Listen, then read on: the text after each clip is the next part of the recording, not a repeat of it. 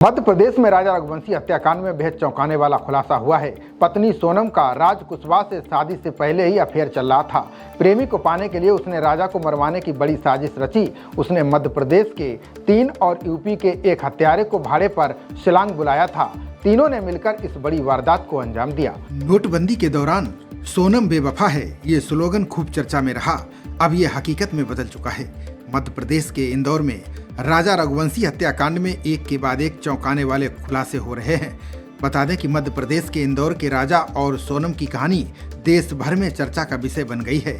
शादी के महज 12 दिन बाद पति की हत्या, फिर खुद गायब हो जाना और अब यूपी के गाजीपुर में मिलना, इसके बाद खुद सोनम के एक कॉल से पूरी साजिश का खुलासा हो गया है। ये कोई फिल्मी स्क्रिप्ट नहीं, बल्कि इस सोनम द्वारा रची गई चौंकाने वाली कहानी है। मध्य प्रदेश के बाढ़ गंगा थाना क्षेत्र की गोविंद कॉलोनी निवासी सोनम की शादी 11 मई को कैट रोड के राजा रघुवंशी से हुई थी। दोनों परिवार खुश थे। शादी के बाद दोनों 20 मई को हनीमून के लिए शिलांग रवाना हुए। किसी को ये अंदाजा नहीं था कि राजा कभी लौटकर घर वापस नहीं आएगा। सोनम और राजा 22 मई को मेघालय के मवाल खियाट गांव पहुंचे और वहां के शिपारा होम स्टे में रुके। सीसीटीवी फुटेज में उन्हें स्कूटी पर बैग ले जाते देखा गया। दोनों नोंग्रियाट इलाके में पर्यटक के तौर पर घूम रहे थे। 23 मई को सुबह 6 बजे दोनों होटल से चेकआउट कर गए। उसके बाद उनका परिवार से संपर्क टूट गया। राजा की मां ने दोपहर 1:30 बजे सोनम से बात की थी, जिसमें उसने कहा कि हम लोग जंगल और झरनों में घूम रहे हैं। इसके आधे घंटे बाद सोनम का मोबाइल बंद हो गया। 24 मई को मवाल खियाट से 25 किलोमीटर दूर एक पार्किंग में स्कूटी लावारिस हालत में मिली। ये वही स्कूटी थी जिसे राजा ने हनीमून के लिए किराए पर ली थी। इसके बाद पुलिस को मामला संदिग्ध लगा और सर्च ऑपरेशन शुरू किया।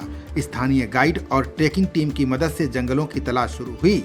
28 मई को पास के जंगल में 2 बैग बरामद हुए। इनमें से एक बैग सोनम के भाई ने और दूसरा राजा की मां ने पहचान लिया। 2 जून को विजाडोंग इलाके में एक गहरी खाई से राजा रघुवंशी का शव बरामद हुआ। शव की पहचान उसके हाथ पर बने टैटू से हुई।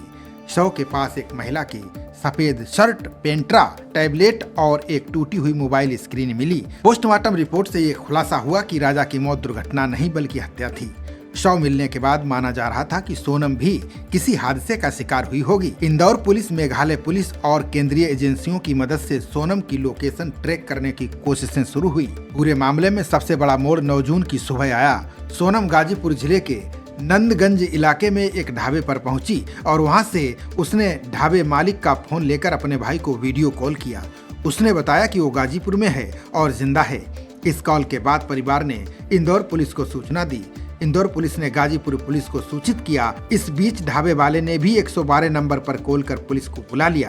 पुलिस मौके पर पहुंची और सोनम को 1 स्टॉप सेंटर भेजा गया। गाजीपुर पुलिस ने महिला डॉक्टरों की टीम से सोनम की प्रारंभिक जांच करवाई। रिपोर्ट के अनुसार उसके शरीर पर किसी तरह की चोट या शारीरिक प्रताड़ना के निशान नहीं पाए गए। मेघालय पुलिस ने इस केस में अब तक 4 लोगों को गिरफ्तार किया है।